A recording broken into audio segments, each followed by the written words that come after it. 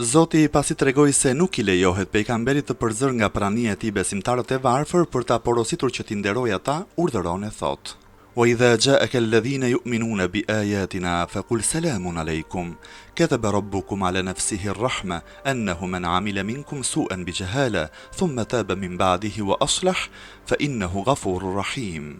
I dashurim, kur të vinë tek ti ata njerëz që u besojnë ajeteve tona si për nderim, thuaju atyre shpëtimi në dynjajen ahiret, qoftë mbi ju. Zoti e shkroi mbi vete, ka marrë përsipër mbrojtjen tuaj. Këdo prej jush që do të bëjë ndonjë të keqe me padije, pastaj do të bëjë teube dhe ta ndrejë gabimin, ai do ta falë atë sepse ai është falës e mëshirues. Shpjegime. Fahri Raziu thotë se besimtarët në këtë ajet mund të jetë për disa sahabë të varfër, por më e vërteta vion ai meqense është shprehur me fjalë të përgjithshme, është për të gjithë besimtarët. Pra kuptimi është o pejgamberi nderuar, pavarësisht se qafirët të propozojnë që të përzësh besimtarët e varfër që të mos rrinë me ty, ti përkundrazi kur tek ti të vinë ata që I besojnë ajetet tona, të varfër apo të pasur qofshin, nderoj ata me selam dhe mos I largo prej vetes tënde. Përgëzoj ata duke u thënë nëse ndonjëri prej jush bën ndonjë faj nga mosdia, pastaj pendohet për fajin e bërë dhe mundohet ta ndreqë gabimin. Zoti ja fal atij gjunahun sepse ai ka marrë përsipër t'ju mbrojë juve dhe sepse ai është falës e mëshirues.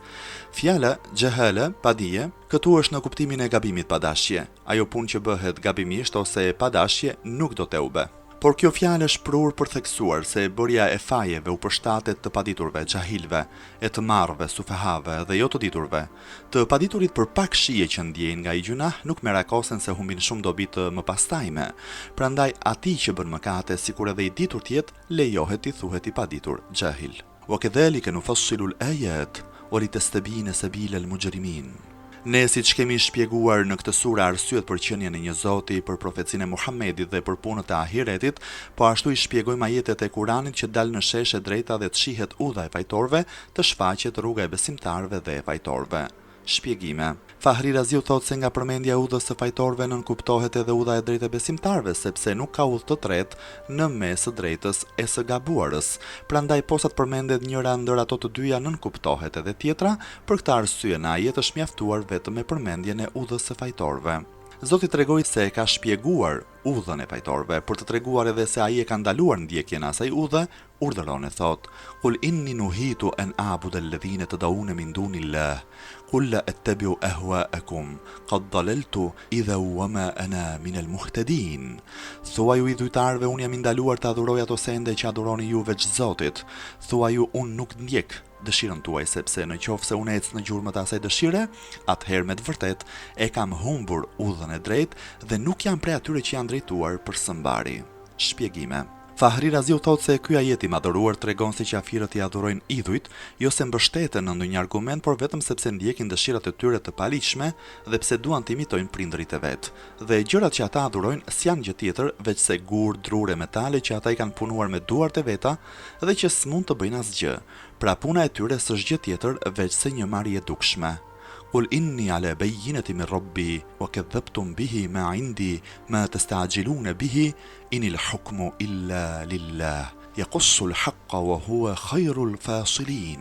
Thuaju atyre, unë jam mbi një argument të dukshëm të ardhur prej Zotit tim, pra ju s'mund të ma mbushni mendjen me dokra, por ju e përgënjeshtruat atë, unë nuk e kam në dorë atë ndëshkim, ardhjen e të cilit ju e kërkoni me ngutje. Gjykimi është vetëm në dorën e Zotit, ai tregon të drejtën dhe është më I miri atyre që dallojnë të drejtën nga e gabuara. Kuptimi. I dashurim, thuaju qafirëve të cilët të propozojnë ty që ti të ndjekësh dëshirën e tyre. Unë kam arsye definitive të ardhura nga ana e Zotit tim për njësimin e Zotit. Prandaj jam I detyruar të ndjek ato, kurse ju, Zotin dhe ajetet e tij, I përgënjeshtruat dhe besoni se Zoti ka shokë shoqe. Nuk u mjaftuat me kaq dhe si për t'u tallur, kërkoni me ngutje edhe ardhjen e ndëshkimit, por ardhja e atij ndëshkimi nuk është në dorën time. Ai gjykimi është vetëm në dorën e Zotit, I cili gjithmonë tregon të drejtën dhe nuk I ndryshon fjalët. Ai gjykon duke dalluar të drejtën nga e gabuara, sepse në çdo punë ai është më I miri gjykuesve. Në tefsirin Hazin thuhet se shkaku I zbritjes së këtij ajeti është se pejgamberi u kishte thënë të pafeve, nëse nuk e bëni do t'ju vinë ndëshkimi prej Zotit.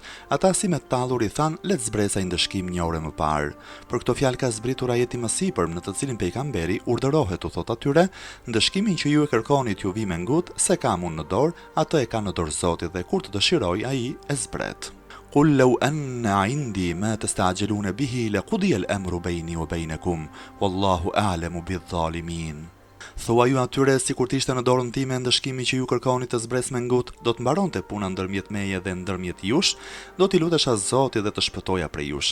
Zoti di më mirë keqbërësit, ai e di mirë kohën e ndëshkimit që meritojnë dëmtuesit dhe posa të vi ajo kohë, ai nuk e vonon zbritjen e atij ndëshkimi.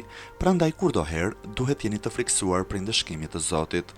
Zoti pasi tregoi se ai di më mirë se kushdo keqbërësit, për treguar edhe se dituria e tij përfshin çdo gjë, urdhëron e thot: wa indahu mafatihul ghaibi la ya'lamuha illa hu wa ya'lamu ma fil barri wal bahr wa ma tasqutu min waraqa illa ya'lamuha wala habatin fi dhulumatil ard wala ratbi wala yabis illa fi kitabin mubin.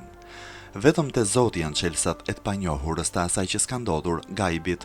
Ata nuk i di kur kush tjetër veç atij, ai di dhe ç'është në tokë e në det. Nuk bie një gjethe që të mos e di ai, nuk mbin një farës në errësirat e dheut, asnjë e njomë, asnjë e thatë që të mos jetë në librin e qartë.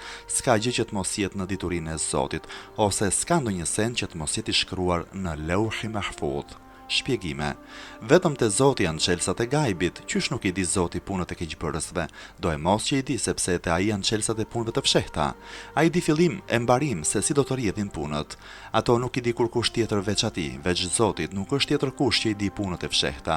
Ai di edhe ç'është në tokë në det, gjithçka që është në tokë në det, Zoti i di. Megjithse sendet detare janë më të shumta e më të çuditshme se gjërat toksore dhe deti vetë është më i gjerë se toka, Zoti herën e parë përmendi sendet që gjenden në tokë, pastaj përmendi ato që gjenden në det, për shkak se njeriu i ka parasyve dhe i njeh më mirë sendet e tokës. Pastaj Zoti i ka përmendur gjethet e farzat që janë gjithnjë parasyve të njeriut, pasi kështu i mbushet mendja njeriut se Zoti di edhe sendet më të vogla.